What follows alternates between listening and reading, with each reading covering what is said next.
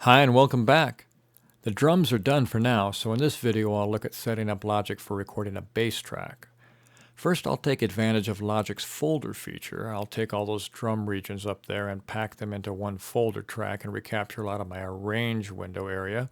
And then I'll go ahead and set up a software instrument for our bass. We'll explore the library and how it interacts with the channel strip, and we'll talk about velocity versus volume. Let's go ahead and get started. Whatever the selected track is what the folder track becomes. I want track 1 to become my folder track. I also want all of my drum loops, everything to go in there, so Command A is a quick way to select everything.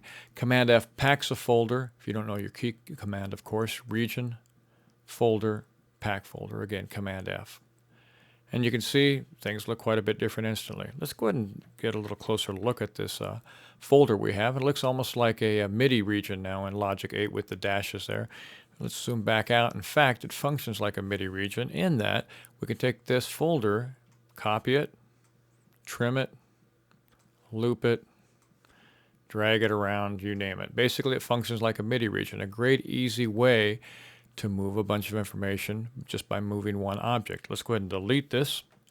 And let me select this. I'm going to open up the inspector. I want to name it. Let's call it drum folder. Good idea to name your folders. Especially if you get more than one, you'll probably wonder which one it is after a while. Name the track as well. We'll call it drums. This will help us in the mixer window.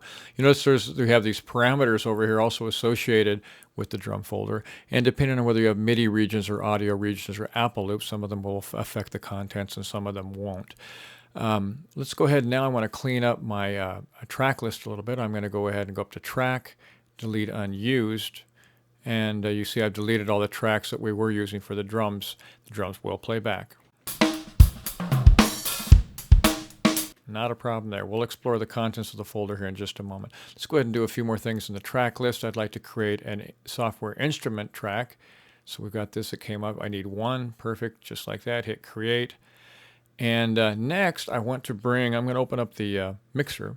And I want to bring up this drum channel strip here, the aux channel strip. This function is a drum volume, master volume. I'm going to hold down the control key, click, and get this command, create, select, arrange track. What this does, let's close this letter X, closes the mixer. What this does is this brings this up into my track list here. And then I can adjust the volume as needed when I start doing recording between the bass and the drums without going into the mixer. I can do it in the channel strip area over here in the inspector. Okay, so we've got that taken care of. Now, let's go ahead and explore the contents of a folder. All you have to do to get into a folder is double-click it, and the contents are there. Notice how the track list changes. Here's just where we started from. Basically, we can do all the same edits, looping, muting, everything on the tracks the same. Nothing's changed. We want to get back up to the top layer of the arrange. You have your hierarchy button here, your up-level button. It says leave folder here in the help tag. And sure enough, it does that for us. Let's double click again on the folder to open up it and show its contents.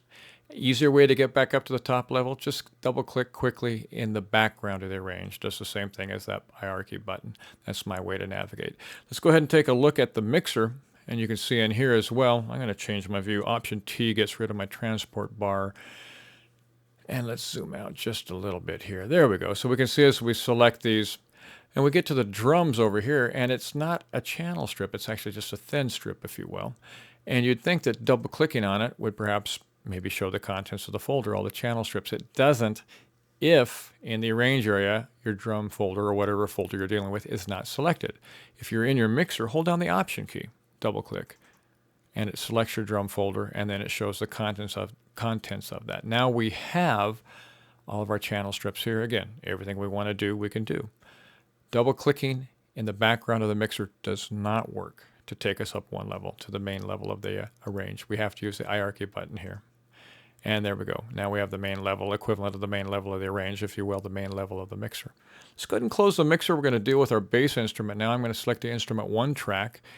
And I'm going to go ahead and in the instrument insert here I'm going to grab my EXS24 sampler. Now this varies a little bit from most of the other, if not all the other instruments and plugins that we have, in that normally you can go through your patches up in this area of the header. EXS24, you have to select this region here outlined by these 3 dots. Click and you get a hierarchical menu. We'll go in factory, bass, electric bass, Motown bass. And you can see it brings in its samples and adjusts its settings. And we can play our keyboard here. And you can hear what that sounds like. So let's go ahead and close this for right now because I want to show you something of how we use the library.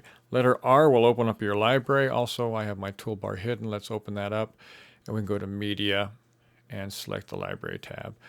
This library does the same thing. It is showing us the patches for our EXS24. Now, note over in the channel strip, the EXS24 has a little white halo around it, and whatever has the white halo around it is what the library is showing the contents of. Right now we have the EXS24 showing us the patches of the EXS24. So again, we could have navigated the same way: factory, bass, electric bass, Motown. Play it, it sounds exactly the same.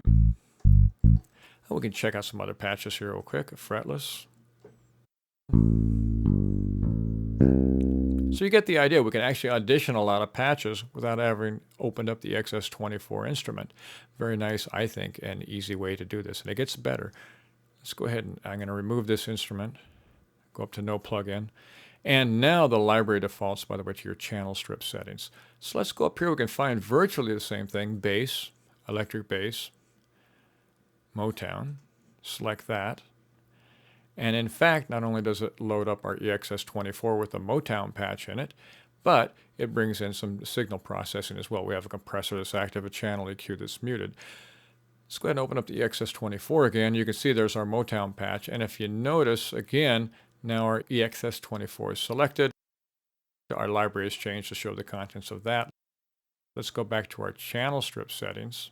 And let's select another channel strip. So our library is updated, and we'll try this punchy muted bass, for example. And over here, our channel strip now shows 4 plugins up here. And let's listen to it. So interestingly, you could go back to the EXS24 and retain all the signal processing that's up here in this portion of the channel strip. Go back here and pick a different sound. Right now it's saying we're using the muted electric bass sound. Let's go to the fretless again, just for variation. So if you happen to like the signal processing you've got going on, but not the patch, you can adjust it there. Let's go back. I'm going to select my channel strip settings. We'll go back to Motown bass, which is where I want to stay.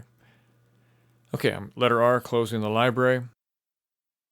Right now, let me drag this little critter over here, and this is a miniature transport bar, if you will. Let me open up the transport bar again. You can see it's the MIDI in and out portion of that. So you can open up as many transport bars as you want, and you can custom assign the look of them, the content, if you will. I'm going to hold down Control, Customize Transport Bar, and it gives me all of these choices, and what I did is I deselected everything except for the MIDI activity box. So what I want to do right now is just show you, and it's a little bit apparent on this bass patch. What we're going to do is we're going to watch velocity, MIDI velocity 0 to 127. The harder I strike the key, or the faster it moves in velocity, it will change the volume, but it also changes the timbre. What I want to talk about is that maybe I want something that's not real loud, but I can adjust the volume of it in the mix. And with this bass patch, we'll listen here. And I'm doing nothing but hitting one key over and over. You notice even as we get to the louder velocities, higher velocities, if you will, it dropped a pitch, it dropped a whole step. So as you get up there, sometimes things get a little funky on these patches, and not in a good way. So you want to pay attention to those. You may find, and for me, I actually like, I'm guessing velocity 70 or something is a nice sound for me. So if I like that and it's not loud enough, I simply adjust my fader. I could do it with automation as well later on. So this is a good way to adjust something that is not setting in the mix the way you like it. You've got a sound, but the volume isn't right. Same with screaming trumpets. They're going to be quite loud just because that's the nature of the beast. Drop them down in the mix and let them seat well. That's about it for now. Thanks for sticking around. In the next video, we'll take a look at recording and editing some of the bass parts, and we'll use those groove templates that I created earlier to tighten up the recordings with the drum loops. Thanks.